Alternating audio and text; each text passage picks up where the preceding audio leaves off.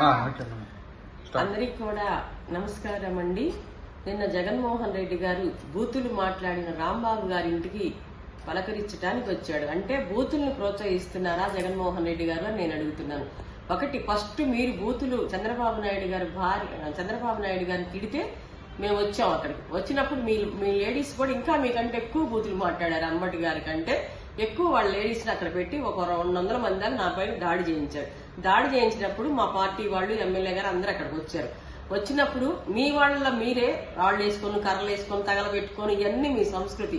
మీరు కాదా మా పార్టీ ఆఫీస్ పగలగొట్టింది, మీరు కాదా మా పట్టాభి ఇల్లు ధ్వంసం చేసింది, మీరు కాదా మా దూలిపాడు నరేంద్ర గారిని తీసుకెళ్లి అరెస్ట్ చేసి ఆ విధంగా హింస పెట్టింది, మీరు కాదా మా కొల్లు రవీంద్ర గారిని అన్నాళ్లు జైల్లో ఉంచింది, మీరు కాదా మా అచ్చెన్నాయుడు గారిని బాగలేకపోయినా తీసుకొని ఈడ్చుకుంటా వచ్చారు, మీరు కాదా మన సెంట్రల్ మినిస్టర్ గారు బ్రిడ్జీలు కడుతుంటే ఎకిలిగా హేళనగా వీడియోలు తీసుకుంటూ హేళన చేస్తుంది, మీరు కాదా. మీ హయాంలో ఒక్క రోడ్డు మీరు పోడ్చలేకపోయారు.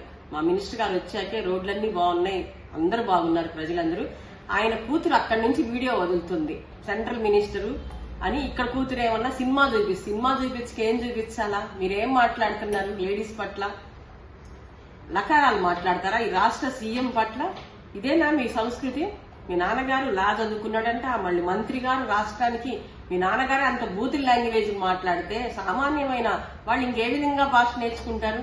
మహిళలకు భద్రత ఉంటుందా అని కూడా నేను హోమ్ మినిస్టర్ గారిని ఇది సీరియస్ గా తీసుకోవాలి, నా పైన దాడిని అరెస్ట్ చేయించాలి వాళ్ళని. 2 మా ఎమ్మెల్యే గారిని జుట్టు పట్టుకొని ఈడ్చుకొస్తే కొడతామన్నారంట. ఎవడో కుక్క, ఆ కుక్కకు నేను చెప్తున్నాను, నువ్వు రారా, నీ సంగతి ఏందో మేము చూస్తాం.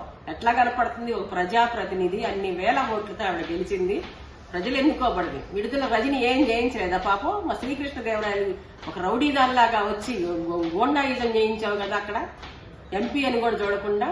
మీరు నోరు ఒళ్ళు దగ్గర 2 పెట్టుకుని మాట్లాడినమ్మా. మా నాయకుడు శాంతి అని మేము ఇంకా శాంతిగా ఉంటున్నాం. మీరు మమ్మల్ని రెచ్చగొట్టాలని చూశారనుకో, మా ప్రళయానికి మీరు ఉప్పెనలా మీరు మాకు ఇంకా మేము చెప్పలేము ఇంకా అదేంది అనేది కూడా. అందుకని మంచి పాలన బాగుంటుందని చంద్రబాబు నాయుడు గారికి అందరినీ ఎన్నుకున్నారు, మా వాళ్ళని మంచి పాలన అందిస్తున్నారు. మీరు రాష్ట్రంలో మీరే అల్లలు సృష్టించుకొని మహాప్రసాదమైన తిరుపతి లడ్డులో కల్తీ కలిపి ఆ ఫ్లెక్సీలు చెంచడానికి వెళ్ళి అక్కడ ఏదో హీరోయిజం చూపిస్తున్నట్టుగా అంబటి గారు కారులో నించొని బూతులు. ఇదేనా నేను నీకు నేర్పింది మీ అంబటి గారు అని అనటానికి వెళ్ళా నేను. ఎవరైనా అమ్మల్ని తిడతారా అసలు? మీరు చదువుకున్న వ్యక్తి. మీ వీడియో మీకు కరెక్ట్ అనిపిస్తే మేము క్షమాపణ చెప్తాం, మేము రెడీ సిద్ధంగా ఉన్నాం.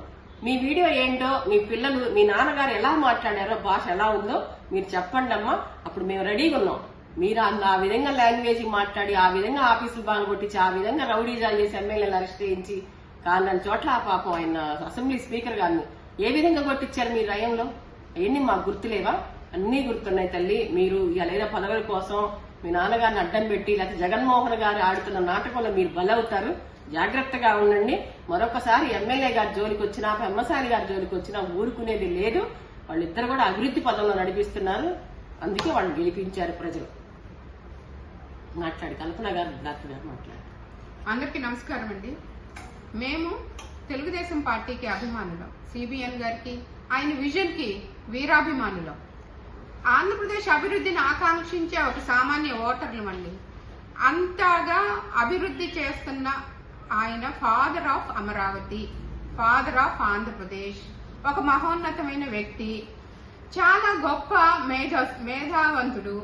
ఆయన తెలివితేటలతో ఆంధ్రప్రదేశ్ ని ప్రపంచవ్యాప్తంగా గుర్తింపు తీసుకొచ్చి, ఎన్నో సంస్థలు తీసుకొచ్చి, రాష్ట్ర విభజన జరిగినప్పుడు మనకి ఒక రాజధాని లేకుండా ఉన్నప్పుడు ఆయనను నమ్మి, ఆయన బ్రాండ్ ఇమేజ్ నమ్మి 33,000 ఎకరాలు అమరావతి రైతులు రాజధాని కట్టుకోమని ఇస్తే అభివృద్ధి చేస్తున్న తరుణంలో ఈయన వచ్చి దాన్ని వెనక్కి తీసుకెళ్లి ఒక్క ఛాన్స్ అని ఇచ్చినందుకు ఈ కల్తీరెడ్డి గారు చాలా అభివృద్ధిని వెనక్కి తీసుకెళ్లారు. అన్నిట్లో కల్తీయే, మద్యంలో కల్తీయే, మహాప్రసాదం అనుకున్న తిరుపతి లడ్డూలో కల్తీ. ఏంటండి అది?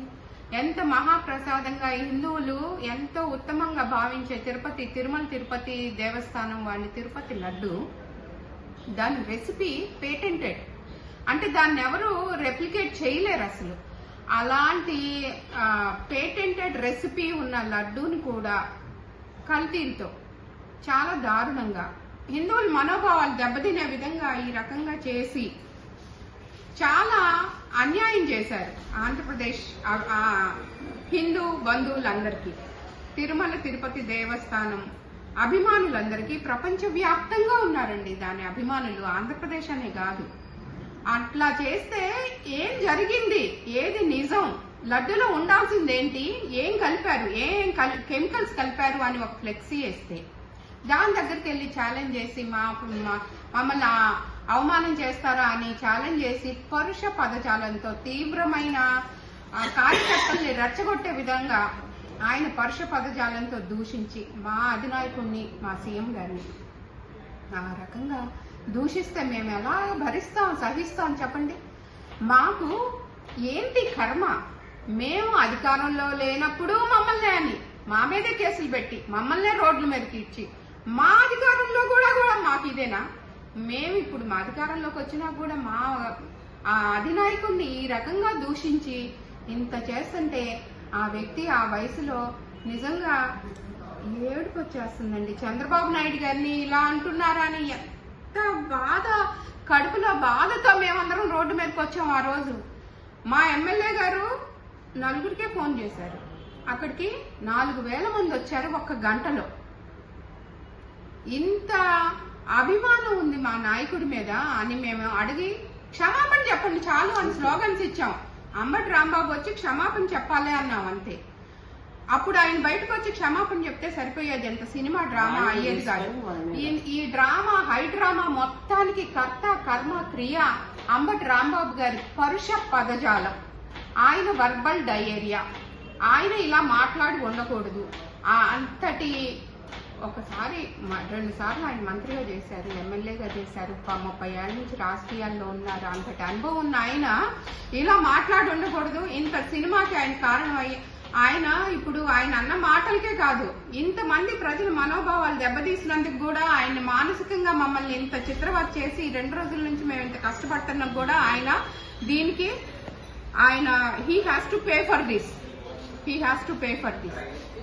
Thank you.